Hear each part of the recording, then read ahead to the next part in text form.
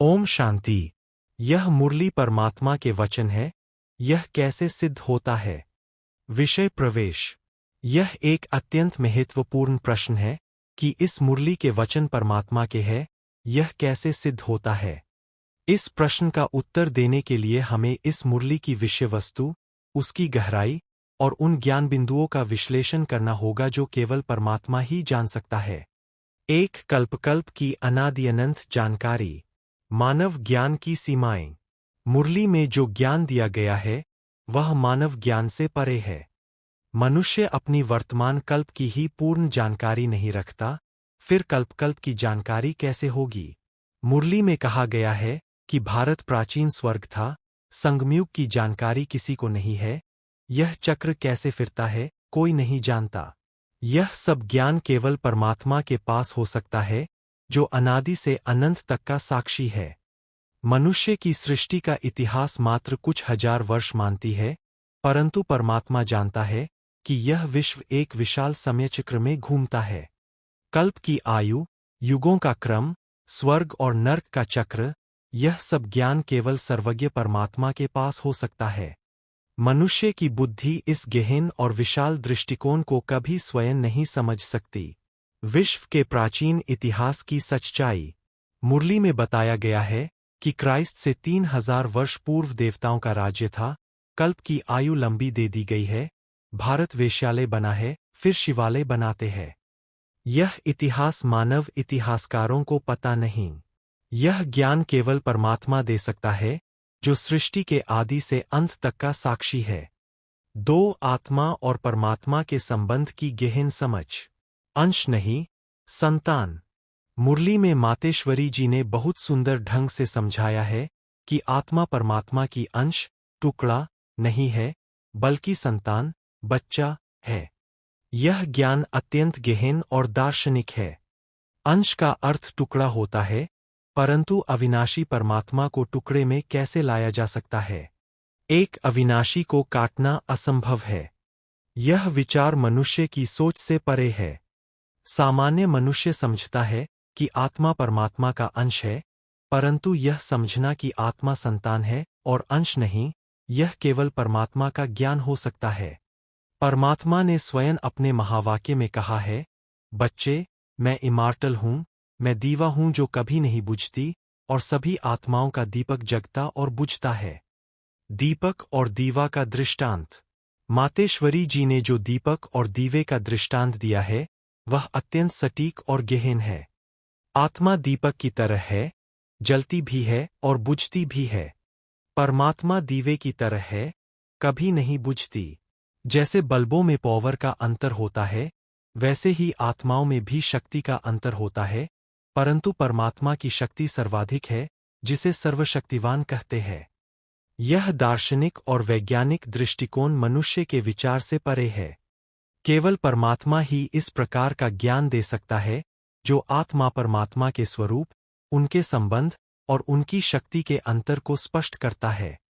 3 सृष्टिचक्र की पूर्ण जानकारी। विश्व की उत्पत्ति और विनाश। मुरली में बताया गया है कि यह विश्व बना है। विश्व बनने के बाद वाइसलेस, पापरहित था, फिर विशेष, पापी बना, और अंत में बाप फिर वाइसलेस बनाते हैं। यह सृष्टिचक्र की पूर्ण जानकारी है, जो मनुष्य को नहीं हो सकती। मानव विज्ञान और दर्शन यह नहीं जानता कि विश्व की उत्पत्ति कैसे हुई, उसका अंत कब होगा और उसके बाद क्या होगा। यह ज्ञान केवल सृष्टिकर्ता परमात्मा के पास हो सकता है। परमात्मा ने स्पष्ट किया है कि वह कल्प के अंत में एक बार आता है और अपनी शक्ति से सबकी सद्गति करता है। युगों का क्रम और परिवर्तन। मुरली में सतयुग, त्रेता, द्वापर, कली का वर्णन है। बताया गया है कि आधाकल्प में सतयुग और त्रेता था, जब आत्माभिमानी थे परंतु परमात्माभिमानी नहीं थे। यह जानकारी मानव इतिहास में नहीं मिलती। केवल परमात्मा ही जान सकता है कि पिछले कल्प में क्या हुआ, कौन से युग थे और आत्माओं की स्थिति क्या थी। 4 परमात्मा के आने का समय और प्रकृति। युगे युगे नहीं, कल्प के अंत में। मुरली में बहुत स्पष्ट कहा गया है कि परमात्मा युगे युगे नहीं आता। यदि वह बीच में ही आता तो सर्वश्रेष्ठ कैसे होता? यदि वह घड़ी घड़ी अपनी शक्ति चलाता तो दुर्गति क्यों प्राप्त होती?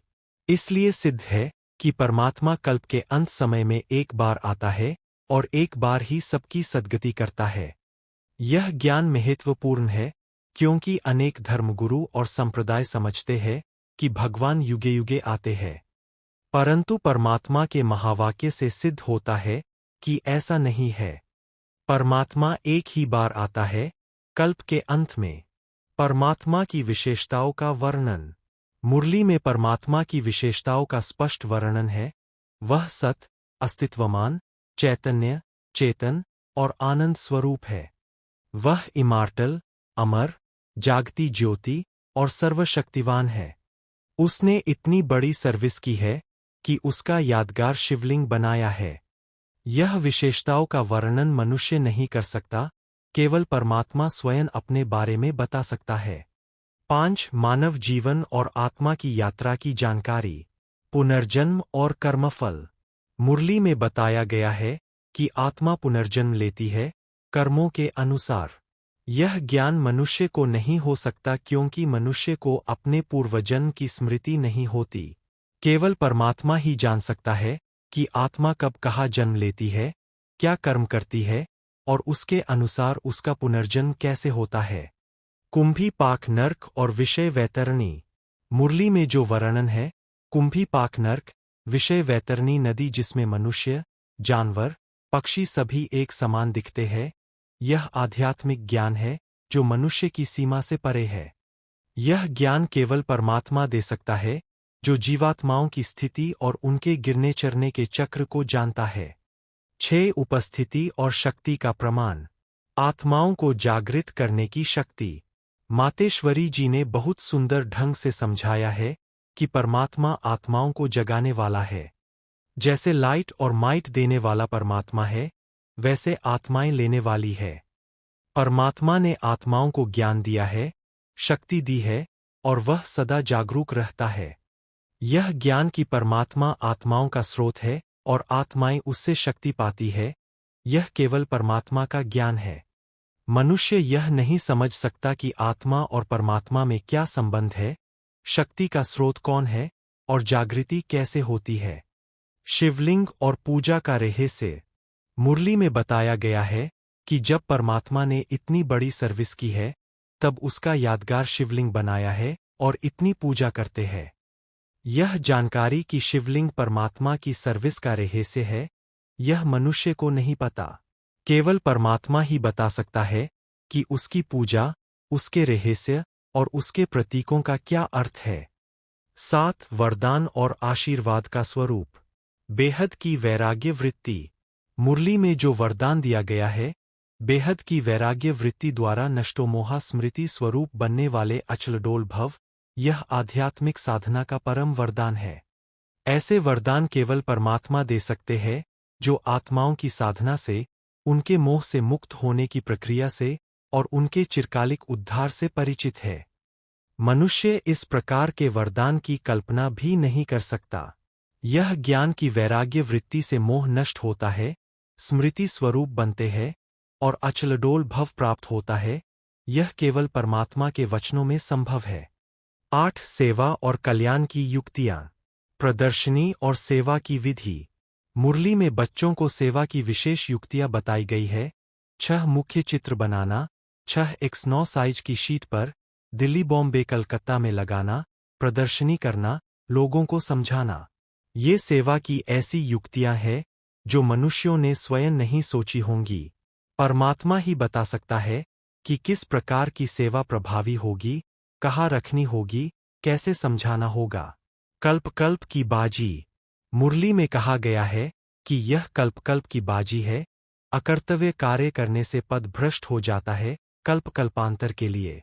यह ज्ञान मनुष्य को नहीं हो सकता क्योंकि मनुष्य को अपने पिछले कल्प की स्मृति नहीं होती।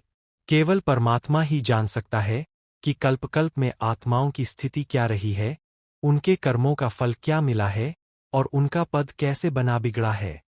9. गुप्त पांडव और रहस्यमय सेवा। गुप्त युद्ध और गुप्त सेवा। मुरली में कहा गया है कि यह रूहानी युद्ध है पांडवों का। पांडवों ने भविष्य में पद पाया, राज्य पीछे भविष्य में होगा। यह जानकारी गुप्त और रहस्यमय है। मनुष्य नहीं जानता कि पांडवों ने पिछले कल्प में क्या किया, उनका युद्ध कैसा था और उन्हें कब पद मिलेगा। परमात्मा ही यह रहस्य समझा सकता है कि पांडव गुप्त है, उनका युद्ध रूहानी है और वह सर्विस कर रहे हैं जिसे कोई पहचान नहीं सकता। यह गहन आध्यात्मिक ज्ञान केवल परमात्मा के वचनों में संभव है। 10. निश्चय और विजय का वचन। निश्चय के फाउंडेशन को मजबूत करो। मुरली के अंत में जो कहा गया है, निश्चय के फाउंडेशन को मजबूत कर सदा निर्भय और निश्चिंत रहो। व्यर्थ संकल्प और संशय की मार्जिन होते हुए भी समर्थ संकल्प चले कि सदा बाप रक्षक है, कल्याणकारी है। यह परमात्मा का आश्वासन है। मनुष्य इस प्रकार का निश्चय और विश्वास नहीं दे सकता। केवल परमात्मा ही कह सकता है कि वह रक्षक है, कल्याणकारी है और उसके निश्चय की विजय अवश्य होती है। यह आश्वासन और शक्ति केवल परमात्मा के वचनों में है। समापन और निष्कर्ष।